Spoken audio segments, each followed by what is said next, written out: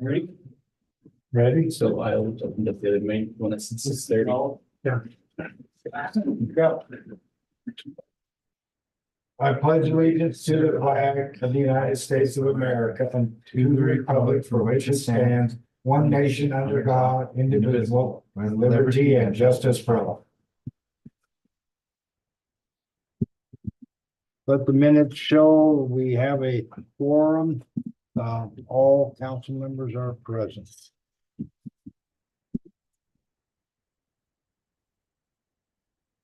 Where were we at on? So we wrapped up, going over the development standards and next portion is the building regulations. Let's see how far we get in this one. Pretty, get a 4-page, the first three were the, first 4 pages were the, development standards.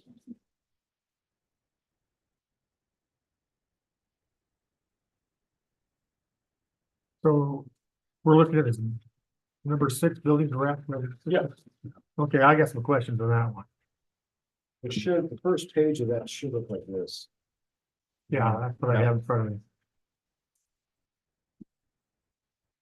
Okay. So that's why I said, we'll see how far we get. Yeah, Going over the first part is just kind of basic adoption of Wyoming statute. And 6.2 goes into the international building code and acknowledges that we don't have the capability to perform inspections required by the updated code. Or it's only a recommendation to residents to follow that in instruction, but not a requirement or set out by the town that they have to have the newest standards implemented with construction.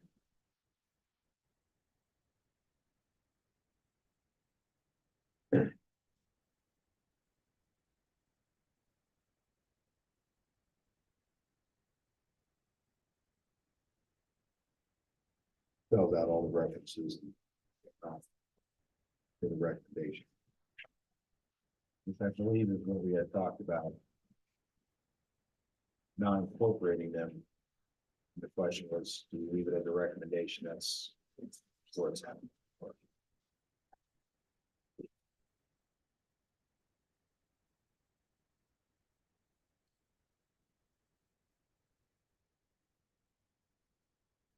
One time these were all in order for you guys, the same. Yeah. I don't think. I didn't know. I shuffled them. Unfortunately, it's not page numbers.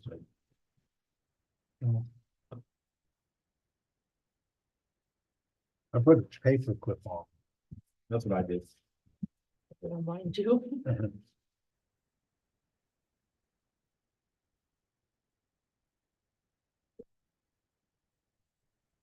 You know,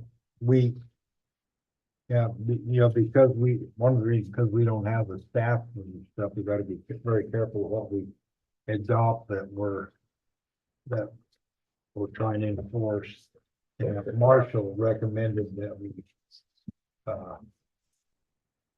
stay away from that, because we don't have the staff like to adopt.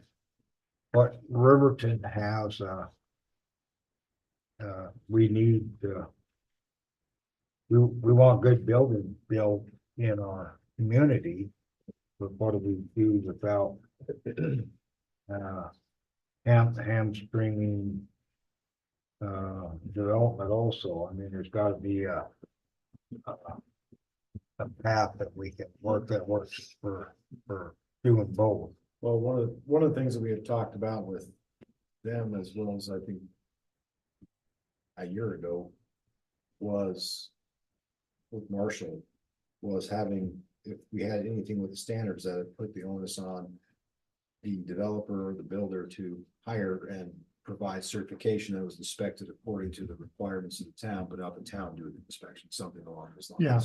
Is what Marshall recommended. And so when we passed all that on to this group that kind of wrote this, that's why they wrote it as a recommendation. It's recommended that town recommends new developers to utilize it, but then require it. So that's kind of what's left. So those are the two things that we had talked about, that specifically in the past. So I don't know if we're gonna look at doing it differently or adding in more language or taking out language or what.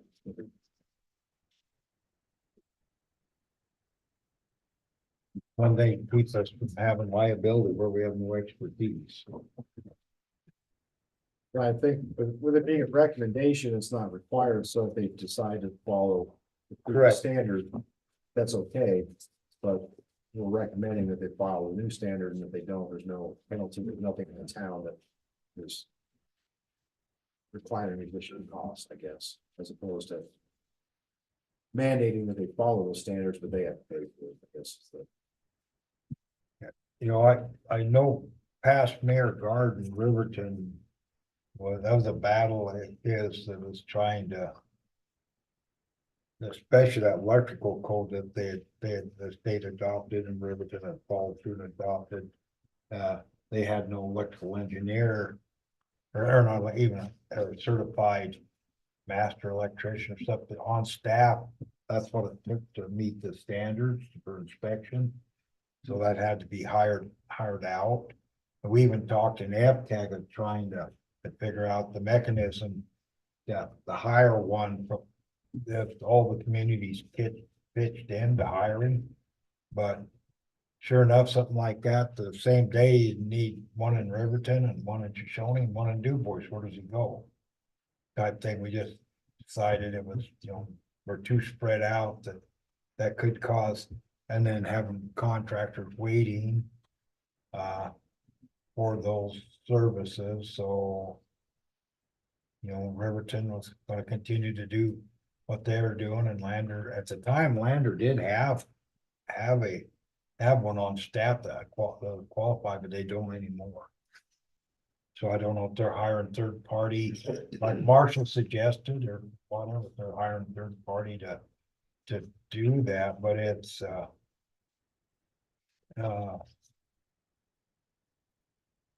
I guess. a lot of red tape over there to jump through, build a house. So I guess the question is, as far as adoption goes, 6.2 (1), is there any issues with that aspect that anybody concerns that we should address?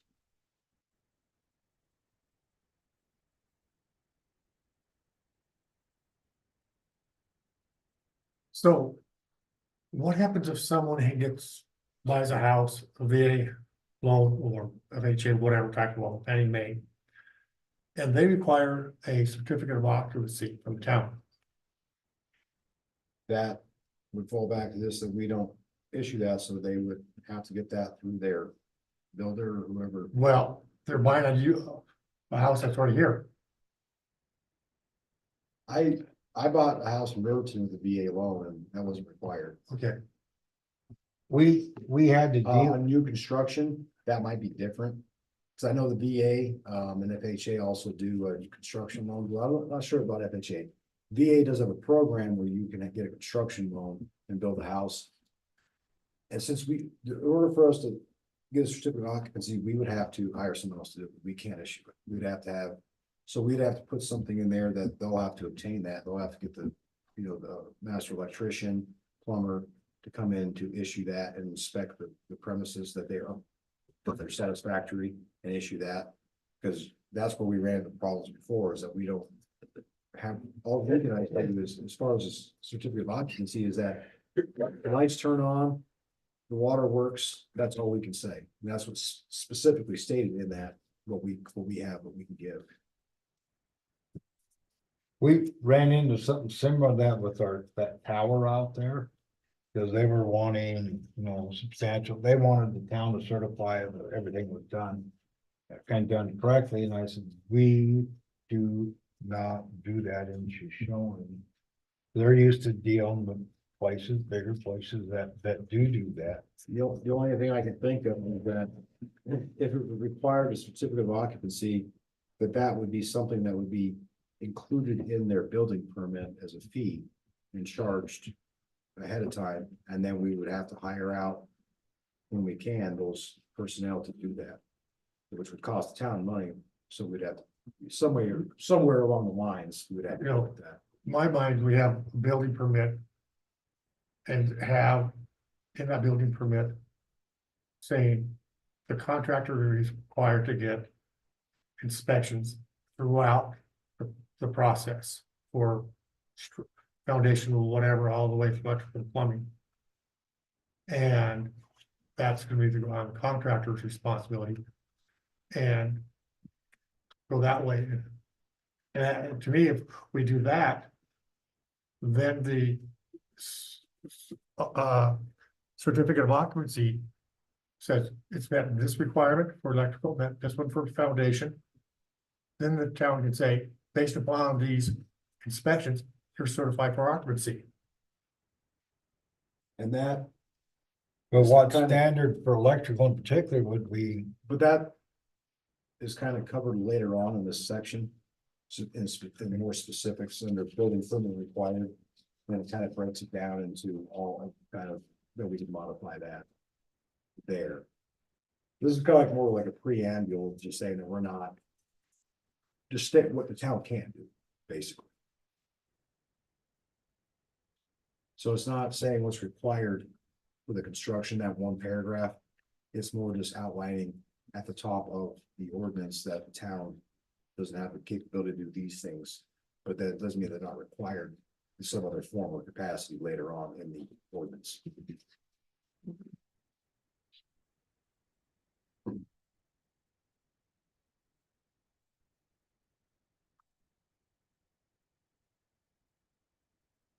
I think I'd like to have Marshall here to talk to him more about that first paragraph, hear his ideas.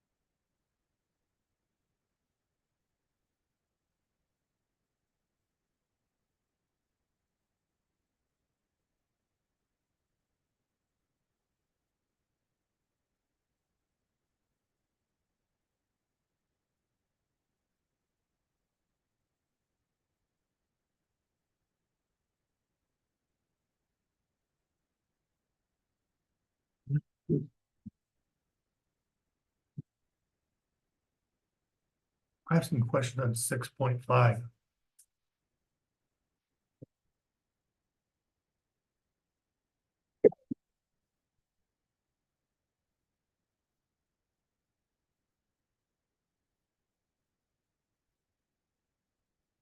How long does a building permit last? Typically a year. Well, I still don't have permanent front steps in my house. So is my permit still good?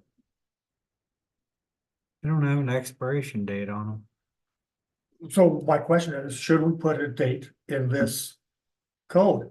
Say they last for 1 year. Let me clarify my initial answer. A year to start construction. But once construction started, whenever it's completed in full, it's valid. until, Until completed as planned. okay. Fences. I think we should have a building permit for fences to make sure they're within the guidelines of the property lines. So we're not building out in the streets. Like you mean like on the town's right of way? Yeah, it's an easement. Yeah, like Thompson just got one, they're putting up fences and they're setting, they're behind the corner posts. Right. So I know there's other places in town where people have built their fence out into the right of the easement, whatever you want to call it. I think we need to have a permit for fences to make sure that doesn't happen, continue to happen. Well, when they build the fences, they're supposed to come before council and They're supposed to. But I think we need to have a building permit, have them draw it out and say, this is where. I mean, whatever. This is the Well, then- corner lot, this is the corner of your property. It has to be set inside your property line. Why? That the property line, all we have is an easement. They own the property. We have an easement. So if they build a fence in the easement, we can go tear it down if we need to go in there and do some work for the city. And that's on them. If they build in the easement, they own the property. They're paying taxes on the property. All we have is an easement. The town has an easement. The property owner still owns that property. Still think it needs to be within their property lines because one, you'll have people putting things out too far into this. They'll just put them out, which will eliminate, cause traffic problems, narrowing of streets. Like I can't tell you where the center of 4th Street is in front of my house. It's not the same width as 4th Street between Oak and Pine as between Oak and California. So if I will build out my easement, where does the street stop? Because I can't tell you where my street stops in front of my house and begins. I do know going over things we've had in the past where previous builders, councils, what have you, did some things that were probably haphazardly done without any kind of oversight and any kind of checking. One example is the fence line we had to redo on the east end of town because they just decided they were just gonna willy-nilly put up a fence in the middle of the alley. Right.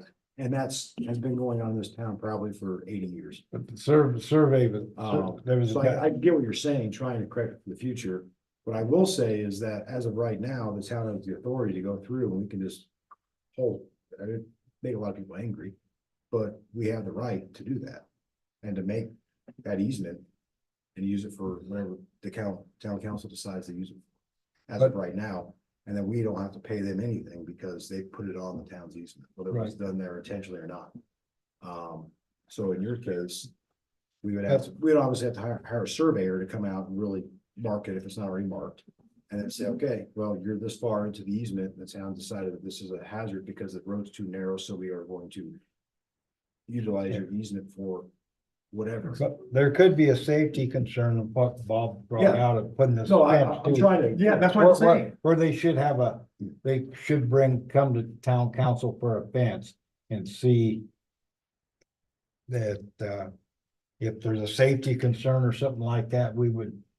Like But they- Davis is just brought there, and we talked about. If their fence goes clear to the corner, how is it designed? Well, stop a vision from looking around that corner. Right.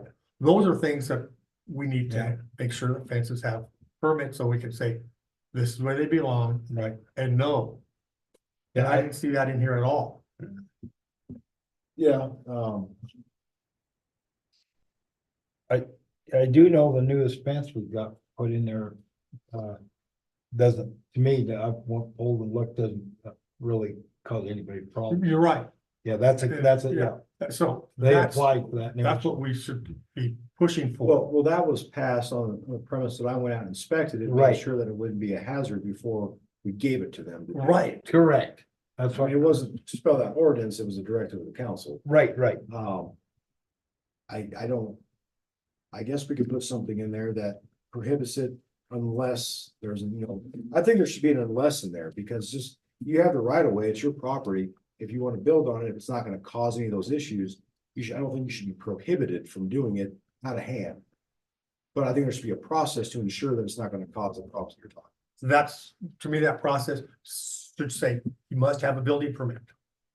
We could add a paragraph in here for like fences or. Fences, I don't see that. I mean, that's not an issue. I couldn't find where you actually gotta have a permit to build a fence. and we don't have one. That's, I think what he's saying is we require it in our building permit, but as an alteration of the property, but it's not actually codified in the ordinance. That's what it is. It's not codified. Right. So I think we can add something like that. Along with building permit, I think our building permit stinks. I do too. I thought the whole time, it's been confusing, it's arbitrary, it doesn't have a lot of detail for the council, and it's kind of like, well, we're gonna pass this because someone wants to build something. Yeah, Yes, a few questions here and there, but there's not, a lot of times, there's no plans along with it, it's a little simple crude drawing that. I know you guys have had questions and you asked me, like, I don't know. I mean, That's one of the reasons we're doing this. okay, so do these guys have a file of possible building permit forms that we can say, oh, we like number 17?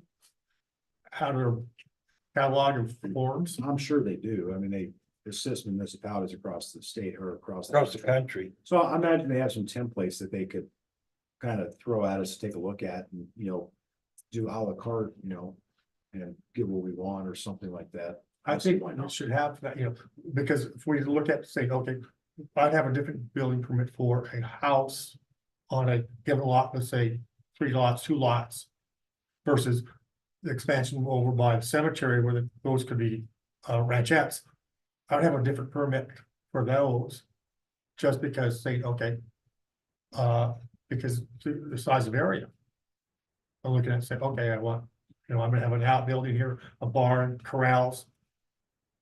Those type of things, I would look at a different permit for those versus the one of the building a house, just on a lot of 2 or 3 lots. I guess the only thing, I'm not disagreeing or anything or pushing back, my only thought, I guess I would say, is that I don't think we should get too out in the weeds where we have a confusing amount of different permits where it becomes. I agree with you, yeah. That would be my only comment about that. How we do that, I don't disagree, but I mean, how that looks, I think we need to figure that out. I don't want to cause more confusion for people like, well, you got the wrong permit, because some kind, Okay. just a thought. The other part I have on this was item number 3 under 6.5. Structures hereafter created by without a permit, not conformed. Okay. Shall remove it properties. What's the timeline on that? Is there a timeline? I think that's going forward, not.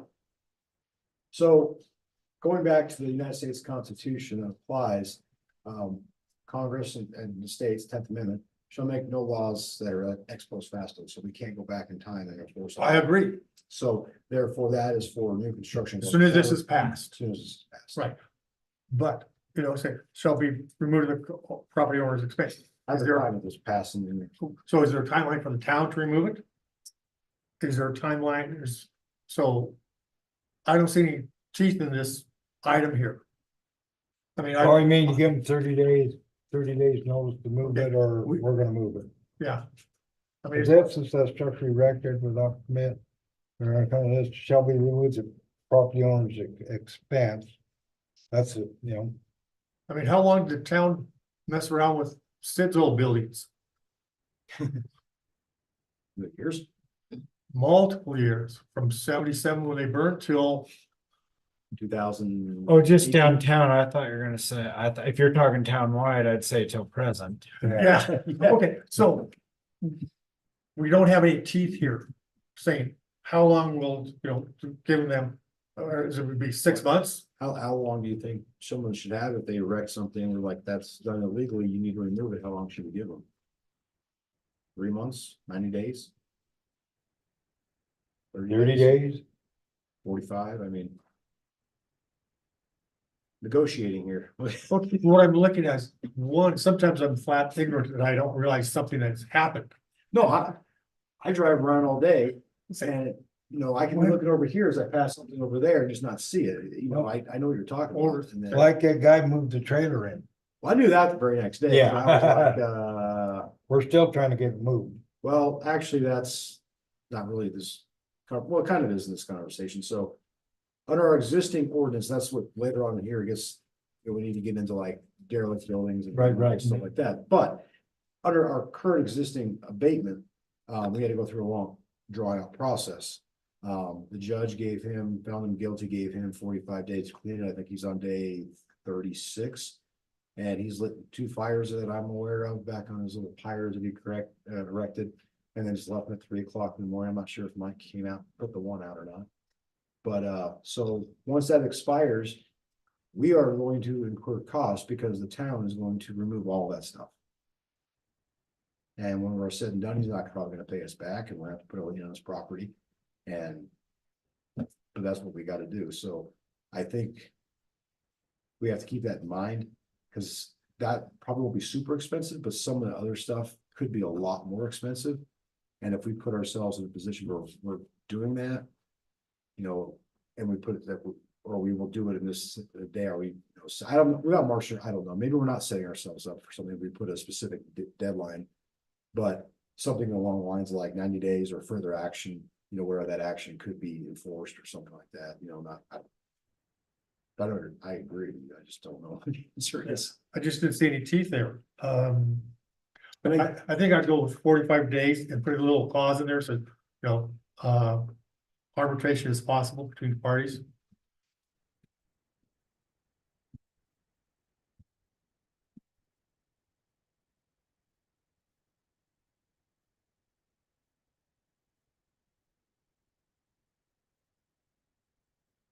I don't know how much if they put up a building with a permit, there's a building without a permit. They're breaking the law, yeah, so we don't want to make it easy for them to get out of breaking the law. I don't know, if we just put, immediately, I don't. You put down, I mean, that's a, if they're building, so if someone's going to build, so they've taken the effort to go and build, and you've noticed it within. Oh, look, they're building today. Hey, you got a permit? No, so they continue to build, so it's happened over a week or a day, or it's not like you've been doing this for a month. And so, to me, if you can take the time to do this in a weekend or a week, and if we say, well, we'll give you grace and you got 30 days, or the town may take further action or something like that. But you're right, you got 2 weeks, you have 72 hours. Because in the end, we're doing a project in Riverton, the guys didn't matter, X amount of months or years or to remove a home that was condemned. Well, he's up to, I've got 7 days left and so it didn't matter how long the time really was, it was deadline time. I got an extension for 2 more days, and I think we as humans, we drag it till it's kind of in. And where I was going with that, I was just wondering later on in here, if there's some teeth in something else further down that would be applicable, but if not, I've made notes to have that stuff. If we don't find anything like that. One items we do is, stop city water, sewer. That's an action we could take, Okay. No, depending. I think that the ultimate thing, if it's erect without a permit, I'd like to see someone, if they just thought they could erect something on their own property. Right.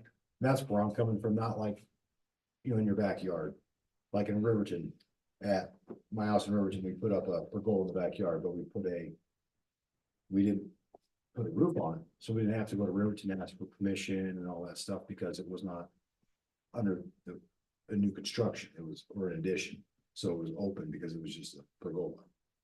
But if we would have put a roof on it and everything else like that, now it's an extension of the house, then we have to go through all those steps that now you're talking about, so.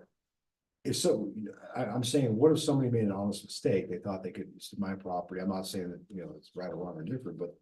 They build something in their backyard or extension of their house, and they can do that without having to get permission, we find out about it.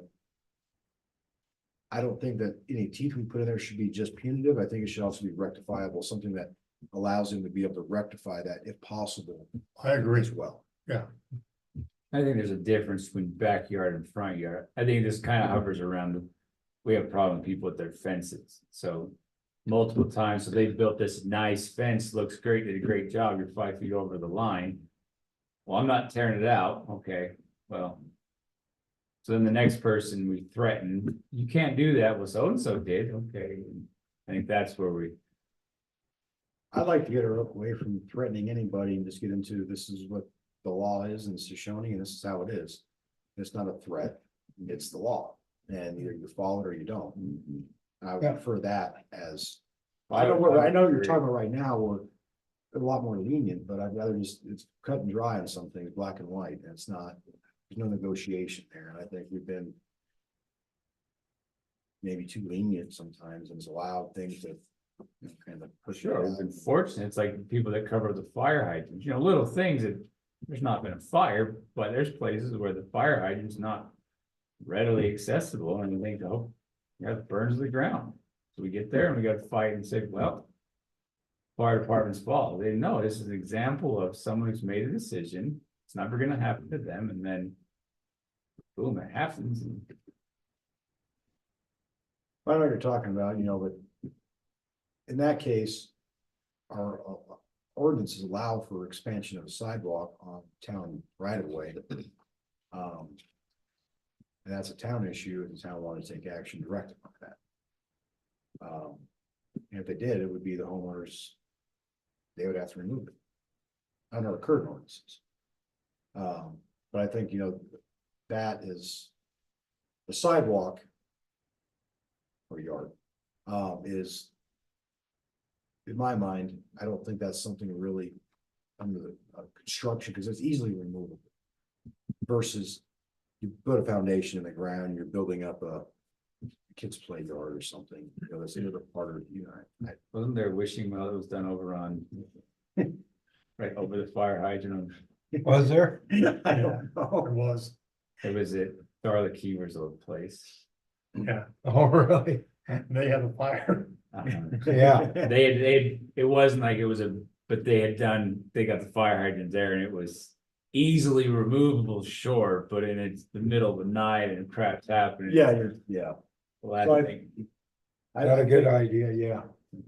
But I think, you know, when I think of a structure, I'm not really thinking of a sidewalk per se. A fence, obviously, I agree, that's kind of a structure, because it does have a barrier. And it does provide and take away from accessibility as well as visibility for traffic and people, so that differentiating between the two, but I think we kind of addressed the fence thing, and then, you know, structure here. you know, I can't. In Riverton, if someone does this same action in Riverton as we're discussing here is. They have a policy in place for that, do you have to put in a permit to build a fence or? In Riverton, I never built a fence, so I haven't looked into that, to be honest with you. I don't know the answer. I You would gotta have imagine- the permit to build a sidewalk. Yeah. I know I have to pay for the sidewalk that's I think in in front. Riverton, you have to have a permit to build a doghouse and an inspection. I'm pretty sure. I think something, You have to some put common in sense here, you know, US goes a stamps long and way, all not that, too. kind of going back to what, you know, we talked about earlier, you don't have a permit for everything. It's like, well, then All that. it becomes a little bit counterproductive, because Sure, because Get somebody built a frustration. doghouse that their kids live in, they call it a doghouse or a playhouse, and it was living quarters. I just figured that's where you sleep at night when you're in trouble. That's right, it's on the doghouse. So I'd say, 30 days is enough here. 30 days. Yeah. I think it's enough. 30 days to remove. To remove or get it rectified You can put and or and or rectified through council and, through council, yeah. Or, yeah, I think we need to have an out in that. Yeah, 'Cause so if- it's not. You built it, it's coming down versus having some kind of way to. Is there a way I can get a permit for this? I know that in the past, permits have been given out after the fact for. Right, That's kind of where I was coming from. yes, I agree. There should be that option. Yeah, Well, the 30 days, it gives them 2 council meetings that they could appear to. But if we put, it'd give you 30 days to rectify the situation or remove it, Right, mean, either or. leave a Yeah. door open. What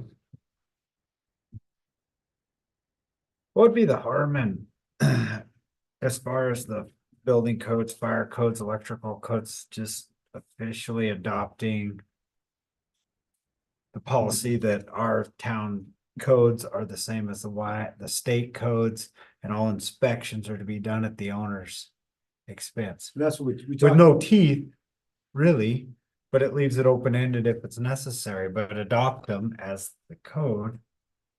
But not why would, why, I don't know that we would need inspections for the town, I don't. Certainly. Banks have their own people for that. And contractors have their own people. And if a contractor builds this and a bank's giving out a loan on it. It's gonna be inspected by a few people who are certified, or that ain't gonna go through. When we were selling our house, our realtor people sent through certified. And, or maybe there, I don't know, there was like 3 different certified inspectors checking the wiring and the plumbing and all that crap. That was just. So there's your certificate of occupancy, the banks send their own people.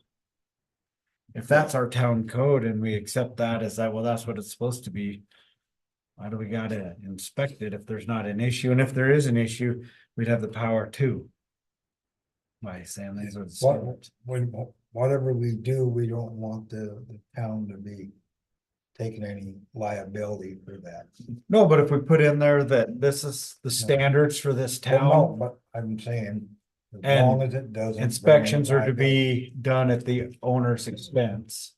But we don't wanna adopt the federal law on a bunch of this stuff, because that's why houses aren't getting built. Because they're too stringent. We don't need to build it to Washington DC specs, we don't need to Well, I build it to LA. I said to specs. Wyoming But Wyoming, a lot of Wyoming has gone to has the adopted international. the international stuff, which I know Mayor Guards had caused all sorts of problems in Well. Riverton. So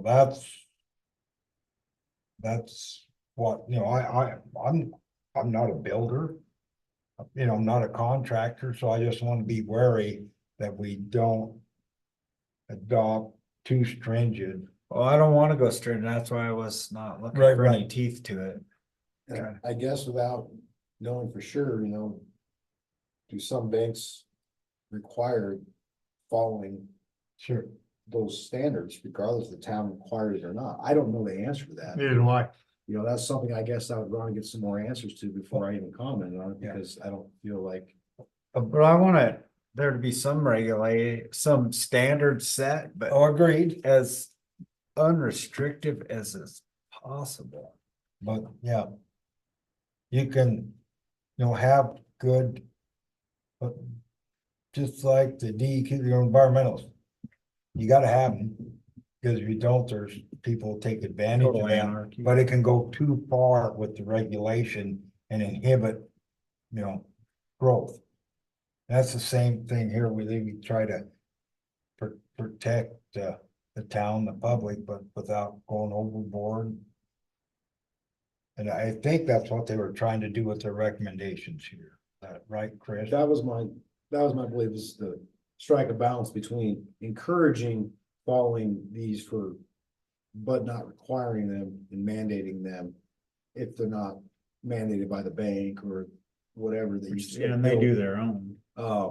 I do think that somewhere in here, at some point, we need to have something like Bob was talking about where, requiring at least some kind of certificate presented to the town that, from whoever, that these are constructed properly.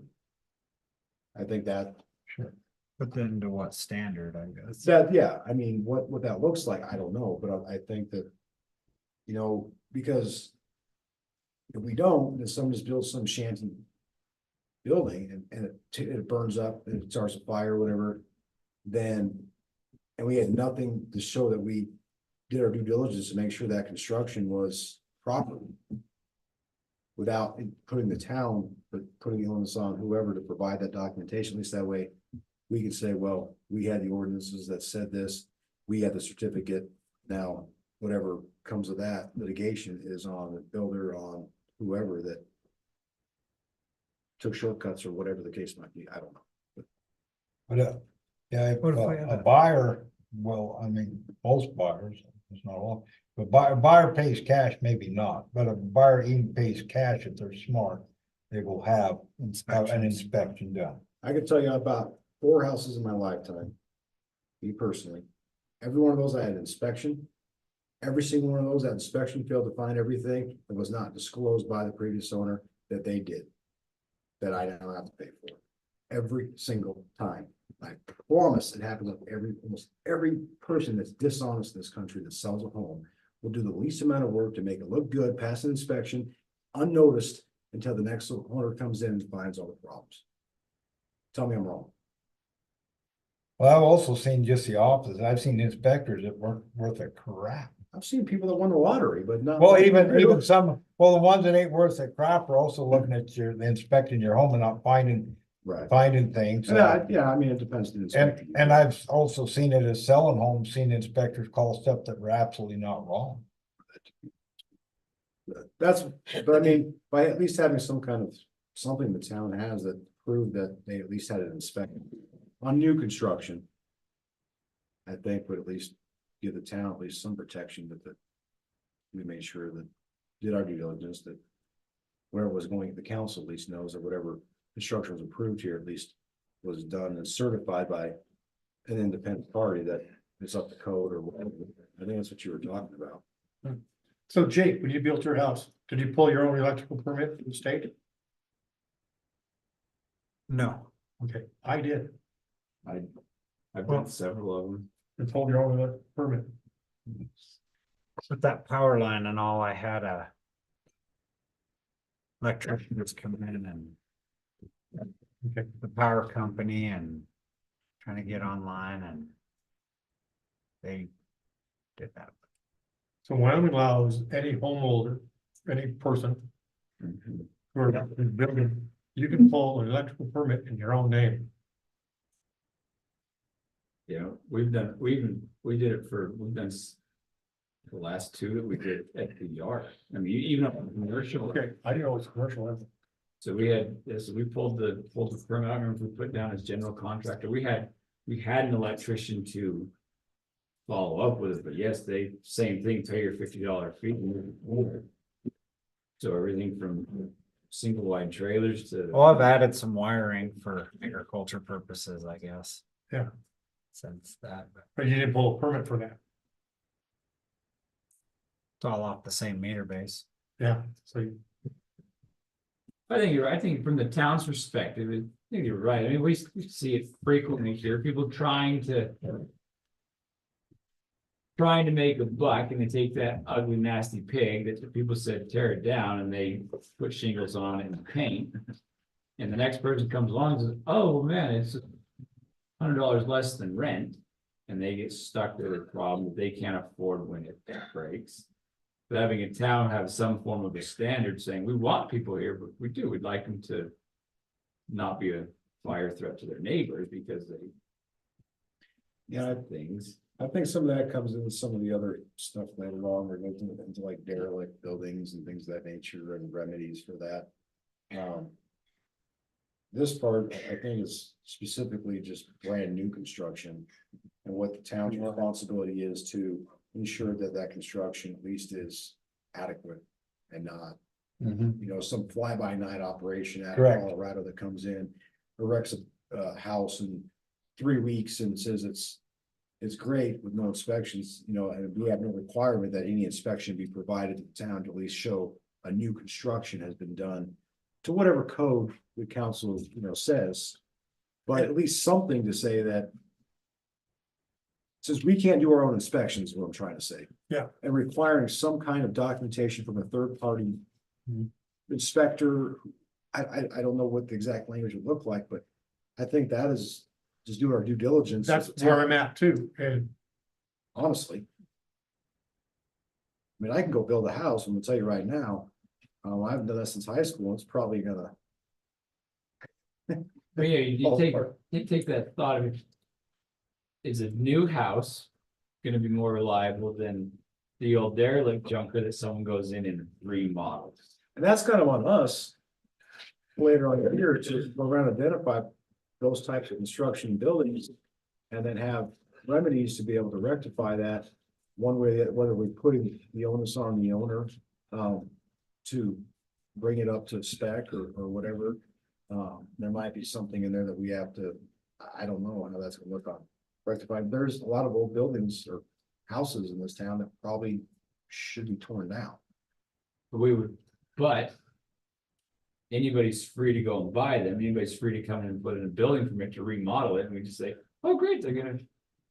I see what you're saying. do we need a building permit for internal work? Yes, If you put up a wall. if you're doing any alteration to the. The floor plan?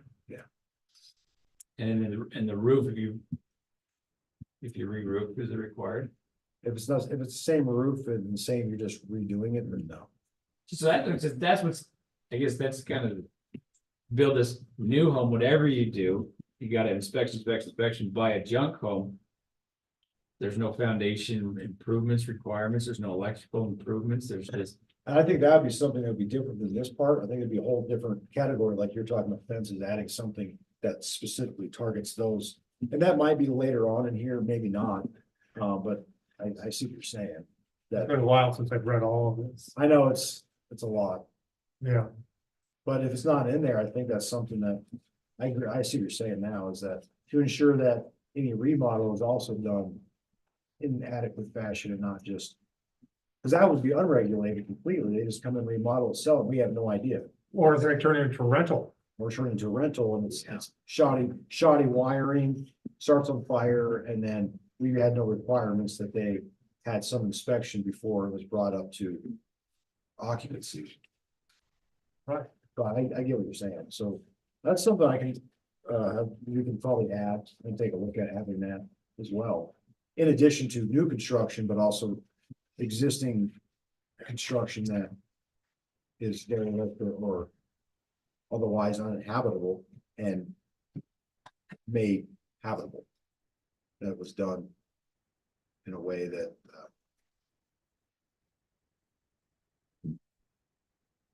yeah, wrong section, but that is, I would say that is the truth of the scenario there, the rental. We should just say, because that is a happening now. well, and also, well, I guess I never talked about too, like, a lot of people do like the, what they call it, you flip homes. They come by, some crappy home, which is pretty much on the foundation, do a quick remodel, then they rip and sell it and bounce to the next one. And without having any kind of oversight, at least, not so much oversight, but some kind of inspection or something to get our town to know that this is safe. If the governing body in the town is supposed to look out for the interests of the citizens that live here, I think. I agree that at least that's the least we can do is at least say. We at least have this, that somebody said that outside of them that this is okay. I don't think that's So too, it'd be interesting if you took I just think about the amount of homes that have asbestos in them and probably lead paint. As there's ones in Riverton, they're moving, they would move one. Don't know if the project will continue or not, but it is a known asbestos site. We're going to move that. We're going to do whatever we're going to do to that and live in it. So here you would have some of the same thing. You got these very old homes that would have asbestos, which was fine. It's not commercial, which is a distinguishing factor on it. But there again, it's probably not this, if they're turning into a rental, there's no rental police to come and say, this ain't safe for kids, or what if it was a meth house? You take some of these things that. It's just unfortunate, it's not a town problem. No, but I think adding a category for remodel distinguished from new construction and remodel, requiring some kind of inspection be completed prior to occupancy. We probably did. Yeah, I mean. Your, the asbestos, I mean, a lot of these old houses have, you know, your subfloor, then they have old 8-inch square tiles filled with asbestos. And on top of that is carpet or linoleum or whatever they put down on top of that. Mhm. And for rentals, none of that counts. Because it's not commercial. You can tear all that up and throw it away with no problem at all. But if it's commercial, you have to have suits. And Yeah, that's what we gotta do out there. at the- Suits and the Shoshoni permit Hotel. and. yeah, I know 2 houses right now that are up, that massive amounts of asbestos in there and. Right now, they're just vacant, they need to be torn down probably, but I guess nothing's stopping somebody from owning them and then remodeling them. yeah, You know, you gotta be careful. You could, like, if someone's rewiring, we require that it has to be inspected and signed off by a licensed electrician. But we wanna be careful, we're not mandating someone that's doing a little home remodel that they're living in, you know what I mean? Like putting in a And ceiling forcing fan. them into spending a whole bunch of money they don't have. Yeah. You That's follow? where I was trying to get is like making the just differentiation between, adding, I mean, I can add a light socket, you can probably add a light socket, we all pretty much know how to do basic, Sure, but that's, how consider that a remodel, defining what a remodel is as a definition, and then you have that category after that, probably. I think. You can put it down to a square footage. I'm going to remodel, I'm gonna put in a light socket versus I'm going to remodel a kitchen. I'm dealing with a 200 square foot project versus a 1 square foot project. So I think as long as we specified what constitutes remodeling, then having that requirement under there, I think that would, satisfy the thing. Thinking. yeah, I'm thinking of kitchen, people who remodel kitchen, new floor, countertops, cabinets. Very seldom will they move a lot of electrical stuff. They'll basically have the same floor plan for that kitchen. yeah, I didn't mind, but I hired licensed electricians to do it. But they had a light switch problem they couldn't figure out, I figured out myself. Had to crawl underneath the house and chase all the wires down. They spent hours under there, God, we don't know what the heck's going on. I just acted like a roughneck and followed wires. See where it went. Yeah, There you go. yeah, I Okay. fired them. I can get that kind of added into the photos and we can kind of go back over that again.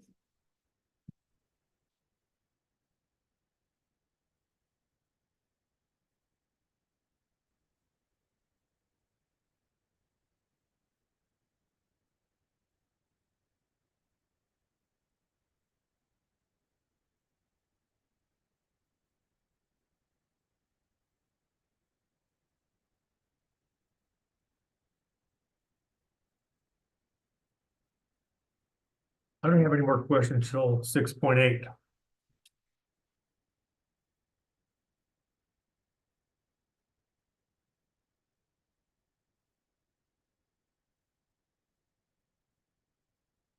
I think this kind of goes into what you were talking about too.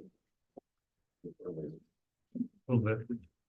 So 6.81 says contractors will have a license and register with the town. So. At one time we did for. I want to say, the food trucks. Didn't we do something that they, for their licenses, every one of those have to have a license or, The food trucks, yeah, If they're operating under the existing business license of another entity, then we didn't. Okay, that's, okay, If they were in, like, they're gonna do it outside of that. Like the farmer's market, for example. right, okay. Versus if they're gonna just come on their own and sit on the street corner, you know, then they'd have to have their own Okay. permit. So should this say? You have a license within the town and the state? And you have a business that's not registered with the state, but have a business license here in town? Probably. I mean, Most general contractors have to have a license through the state, correct? but he's right, he could have how many people go and slap a magnet sign on their truck, now they're a licensed and insured contractor that. I can think of a few here, locally. Okay, so what I'm saying, I like to add the word add state. State doesn't require a business license, do they? I've never had one. If you're a company, should you be registered as, like, maybe as an LLC at least? Well, not necessarily, you can have a Only if they're an DBA. LLC. What's wrong with the DBA? I think the state side of things regulates based on permit. So for example, for our company, we don't. If I remember, we didn't have to, what we had to register with the state was sales tax, which was its own thing, and we had to register for our various permits, so. The dismantled vehicles was a permit, to do salvage was a permit, to do trash was, I mean, there were permits that come from the state that. Sometimes trump the local levels as well, as far as the state says you have to, is whether you like it or not. But as far as registering. But I think if you, once you get into your tax stuff, that probably goes to. Federal. Yeah, I don't, if you're certified, I don't know how it works in, like, being like a general contractor. I think there's a state process for that, isn't there? Well, even, for instance, say water well drilling contractors. Wyoming was, I don't know if they still have one of two states in the union does not require a license for a water well drilling. Yeah, but what for a general contractor?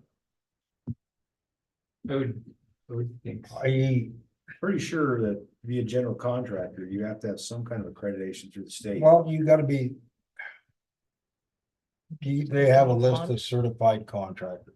Could be For bond. general, I mean, to do state jobs, but not to do a city job, a town. So I can just call myself a general contractor and. Right.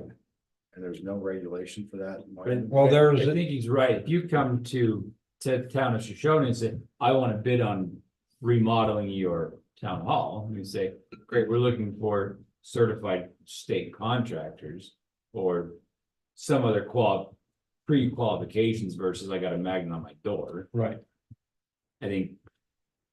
I don't know if. To become a general contractor in Wyoming, you must register your business, have the experience and pass an exam. That's what I thought. Or the Wyoming building contractor exam. There's some different. That's due to work for the state. To become a general contractor in Wyoming. That's what it says. So it doesn't say for the state. Yeah, but it is a Google search, Yeah. so it's. Yeah, Verizon, no, No, my Verizon won't work. no, I got T-Mobile. I don't know. I know that There's an exam to be a licensed contractor in Wyoming, though. That's what it says. I don't believe that applies. I think that applies for the state. I don't think that applies for Riverton. No, Riverton's got an ordinance that requires that certification from the state. I mean, if Oh, the state does not mandate contractors hold any trade license. Unless you're an electrical contractor.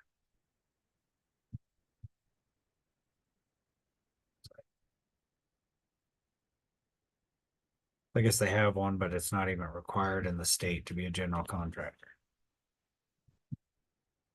It says.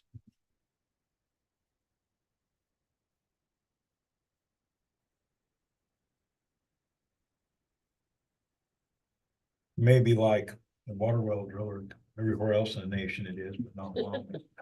Well, it says they have one, and you can get licensed by the state, but you don't have to. That's what I gathered from all that. I know when we've dealt with out of state companies, corporations, some of them are quick to offer, well, we've got this certification, this license, this whatever. And I think that is much more regional. Say, well, great, doesn't apply in Wyoming, but your state. Glad you got it. But right now, this talks about being registered and.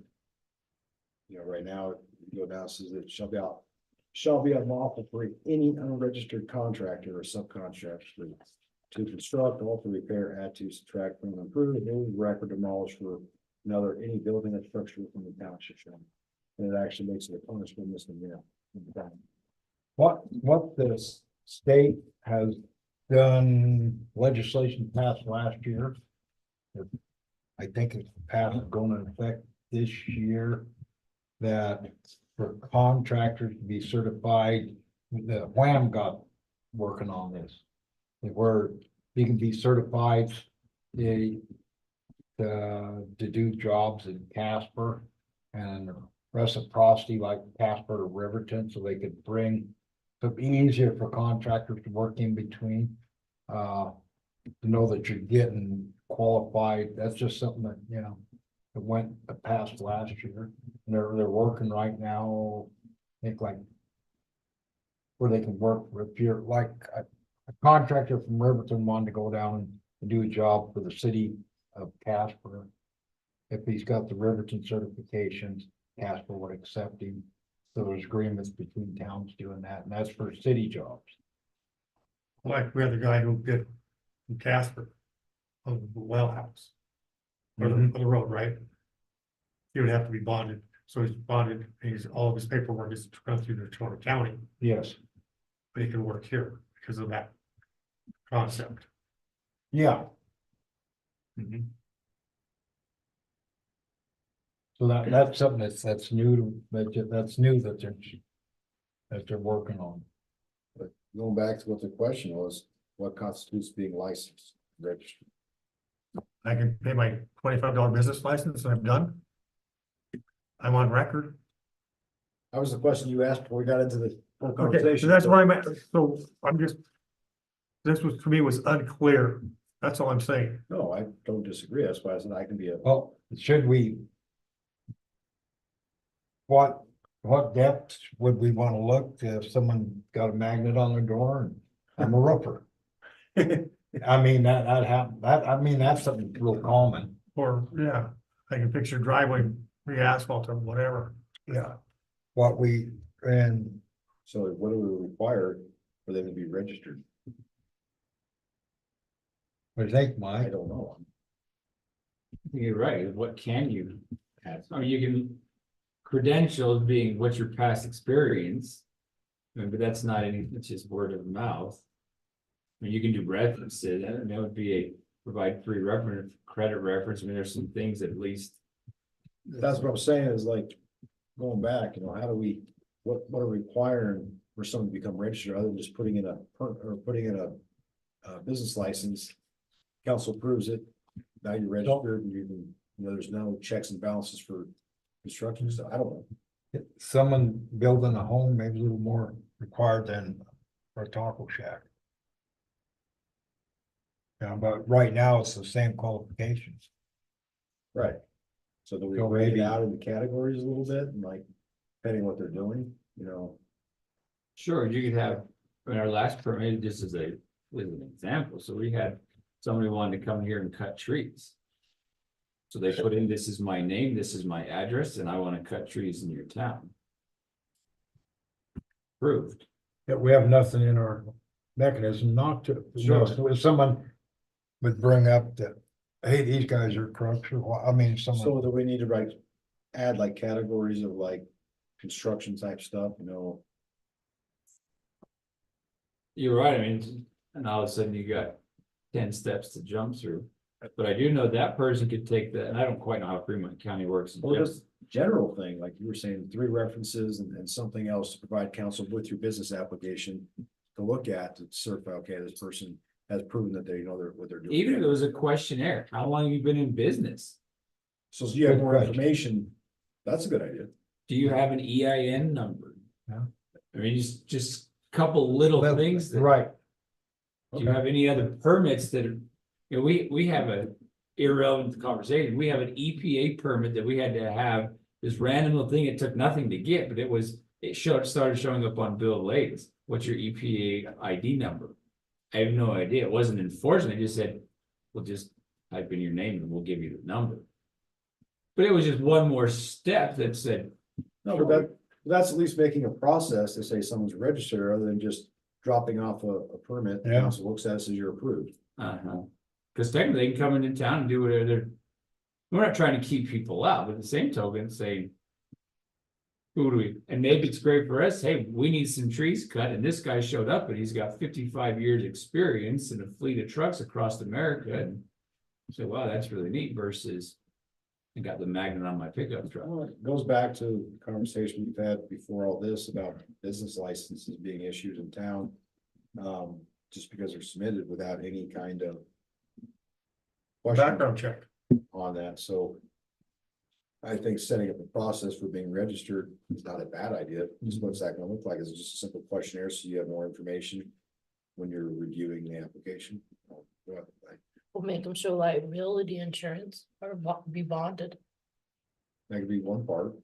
Yeah. Prove that your bond, you have a Bond either or both. or previous work experience or contact or what work, something. If they're bondable, it's. But I mean, we could put together a questionnaire that goes along with the business license. It'd be a lot easier than changing all the. That's what I'm saying, that just adding that as a companion to the business license.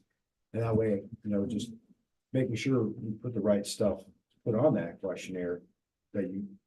Think And since it's not an ordinance, but a addition to the license, it would be a lot easier to amend in future years if Yeah, it's not that'd be working more- right. That'd be Right. more of an administrative thing that we can change and be more malleable. Pretty easily, Yeah, man. throughout time.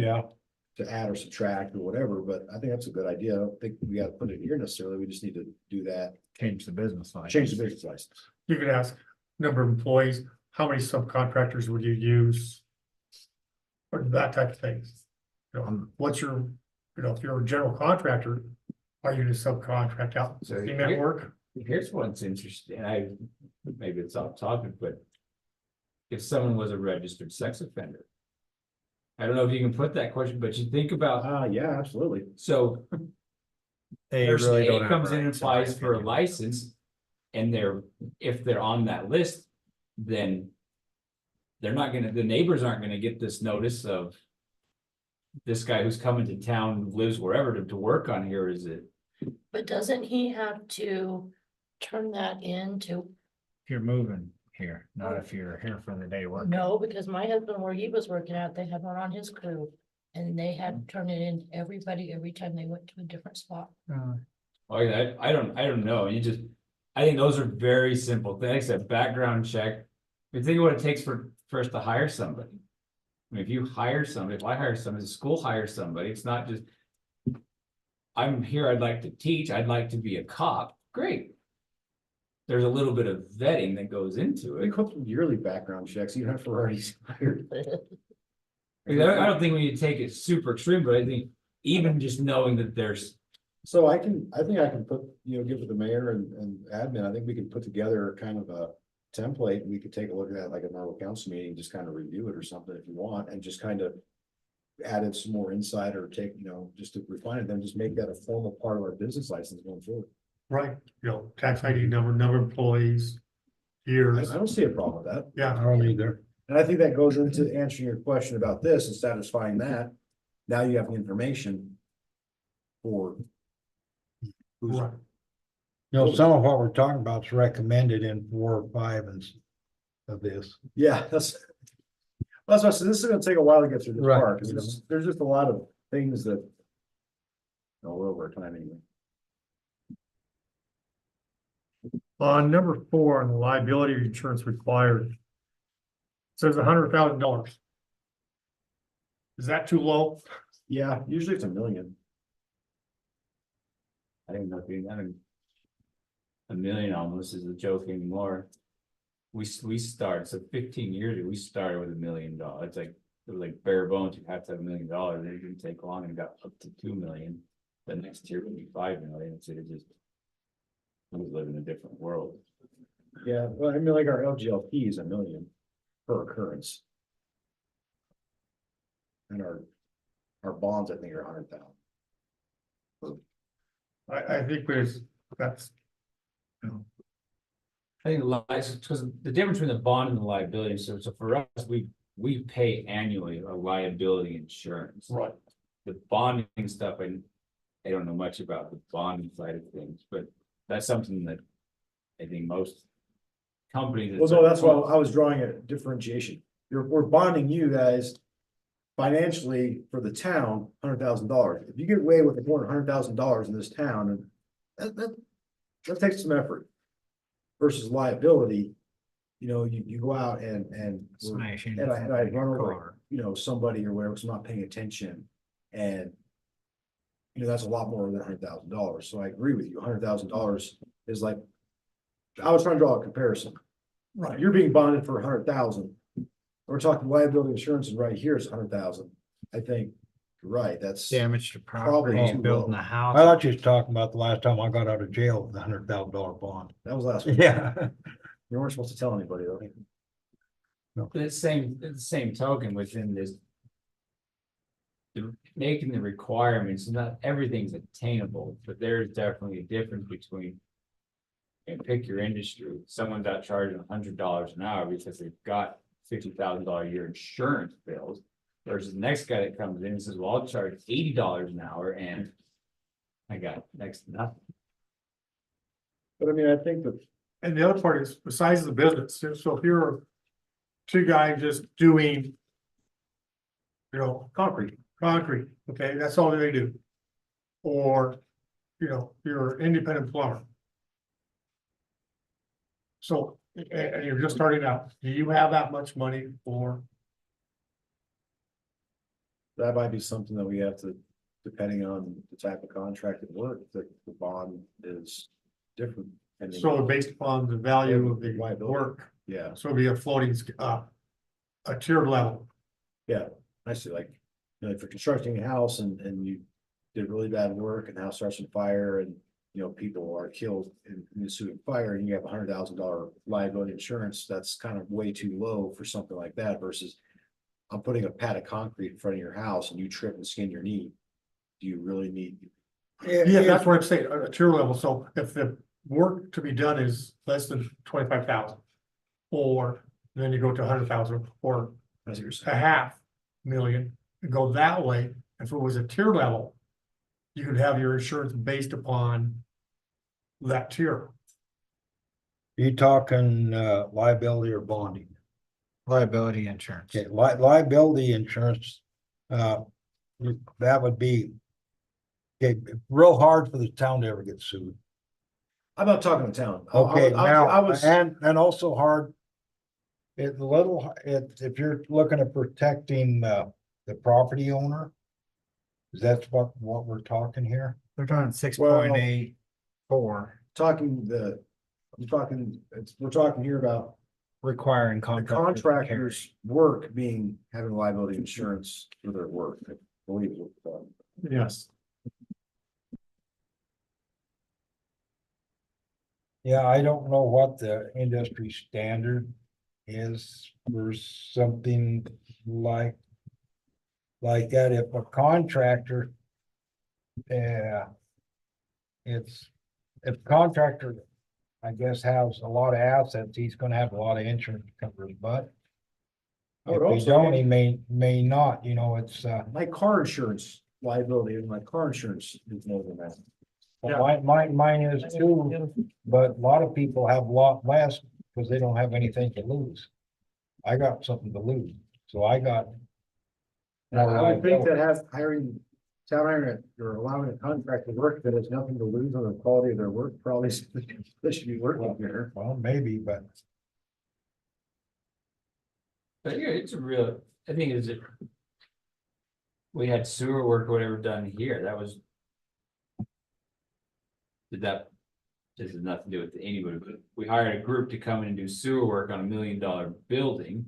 They hit the wrong pipe, or they good to go on, we can replace this for you guys, no problem, but we as a town hired them.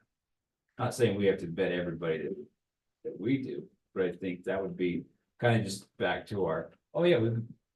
Just send us a copy of your $1 million plus liability insurance to come work on our $1 million bill, just in case you. Do something. And I guess kind what Joel said, maybe a little bit more. Getting some more of the best practices that are out there and stuff like that before we. Decide on something, because I don't really get the answers. I'm assuming, Some of this, but I agree with a tiered system wouldn't be a. So there's a $10,000 job versus a $100,000 job. You're building a chain link fence over 30 feet, you don't need $3 million in Right. insurance. That's right, that's what I'm We saying. put sod in our But front what those yard. numbers are, is what I'm saying, is it, Right. I don't have the answers and I don't, Neither do I. but I think we should get the answers and come Right. back and then set those tiers. I hate to price a small business that's capable of doing the job out of the job because of the cost of insurance.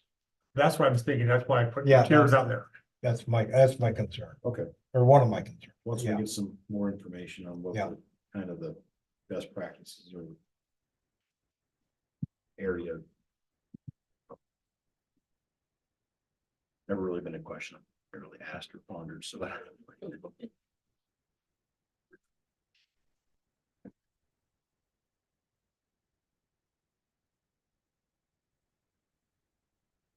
I have a question number 5 on the next page. On the very top. It says workman's compensation, says the last 3 or 4 words, if required by the state. What items are required by the state? Or should be as required by the state? So. I believe workers' compensation verification is talking about when you have a contractor that has actual employees, not single man people. Right. So businesses essentially. But you don't have to have workman's comp, have it be in a business. Not to be in, but that's just goes back to the. I can tell you that on the workers' comp side, so.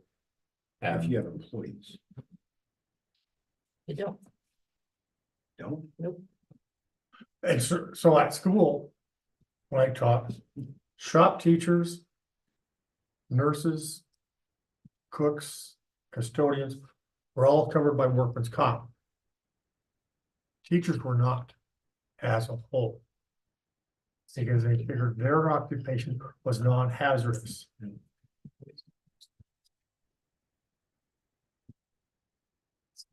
You don't have to have. again, I don't know the answer. I don't know the answer, but I know that if we had. If we had contractor A show up here, you can request a letter of good standing from Wyoming's workers' compensation. That's a legit. And all that really means is you either you had claims or 0 claims, or you paid your. So that's a request that we get, not frequent, but it is.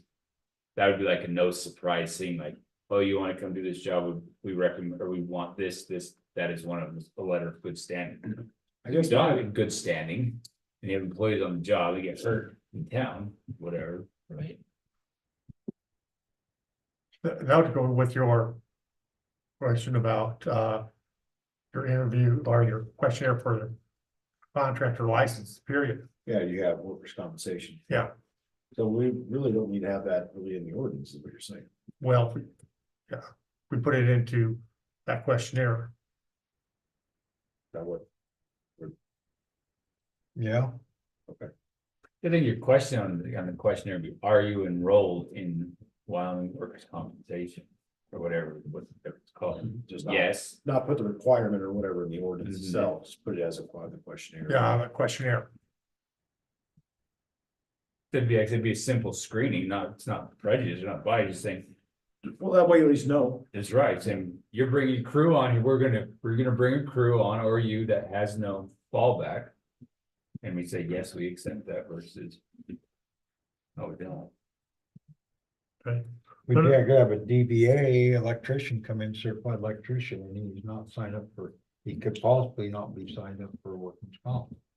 Right. Depends how he's structured, he could be though. Mhm.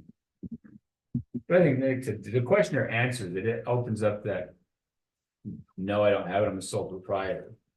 No, I don't have it, I have 15 employees. That's interesting, how do you do that? Oh, we do this, this, and this. Okay. Then on 691. There's adoption for dangerous buildings, 1997. Is there a more current one off the top of your head? Is it possible? Last night we were looking, I think that was the working one. This was like 3 years ago, I think when. I think Joel first started talking about this, we were looking at that. I think it was about 3 years ago. Yeah, I'm trying to remember. But I want to say that sounds about right. You know, that's the most current. state of Wyoming has sort of been battling with the banks on getting more teeth in the state of Wyoming's laws. Probably ought to look and see the exact wording, 'cause the bank has beat it down some, but I think we've gained. But that's a battle between the banks and the municipalities over putting teeth into this, because a lot of these that abated, dangerous and nuisance buildings are owned by banks. Yeah. And they're not likely to get forced by the, To be torn down, yeah. yeah, so that's been. But I'll have to check, but I think that is.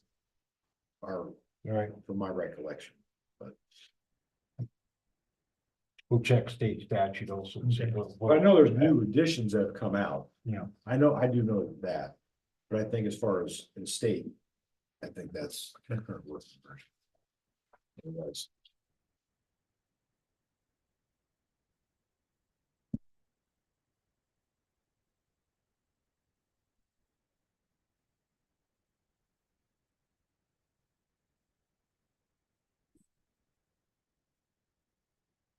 do we wanna get all this stuff added before we go into all the uses and stuff? Yeah. 'Cause this kind of goes on for a while. Yeah.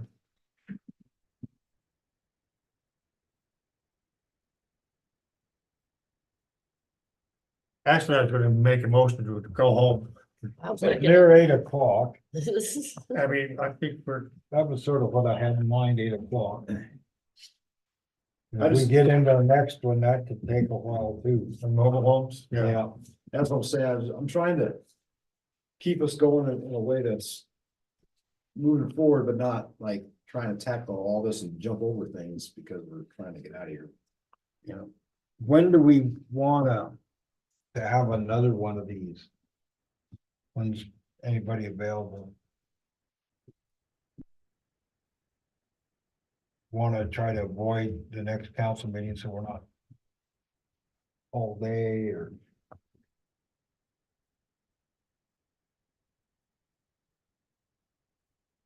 What about the 17th? So it'd be 2 weeks from today. that'll work for me. I got some things going on that week. I know something the 16th, I know the 17th possible. Going hunting, aren't you? No, I said, oh, that's why I remember it, because I'm not going hunting. No. That's why I remember the 16th. I think I got a doctor's appointment. Maybe in Billings. well, I guess if we tentatively make it for that, we can always modify it. if we need to. Okay, 17th. Okay. You like 6 o'clock? Yeah, I do too. does that not work for you? So I actually opened up the wrong. Agenda. Oh. Oh, So I only that- opened up the one that said 6:30, and I didn't remember. You missed the ones that said, Wes, I waved at you. Yeah, I did the same thing, Mike, but I didn't look at the other one. yeah, I just You saw know- one 6:30, and so I ran out, so I'll make it on time tonight, and then. Yeah, Yeah, but then I forgot it. Today was my Monday, not Tuesday. I talked to Chris, so he come, gonna be at the meeting tonight, right? Meeting, yeah, well, that's not tomorrow. No, today's Tuesday. I almost was. I was in Riverton at the time. Okay, so 6 o'clock, 17th. 17th of September. Yeah, I think that's open the day and we'll 17th, right in there usually. You know anybody even got a tag? I did. Oh, yeah. So what are you gonna do between, after 10 o'clock in the morning? When your tag's filled? I never feel mine open a day, Uh, almost never. I like driving around hunting. If you shoot one, hunting's over. So what the darn, God, I mean, used to take all my girls. That was the big hunt. Because you could see them, you can chase them around, have all sorts of good time. They don't get bored, not seeing any deer. You know what I mean?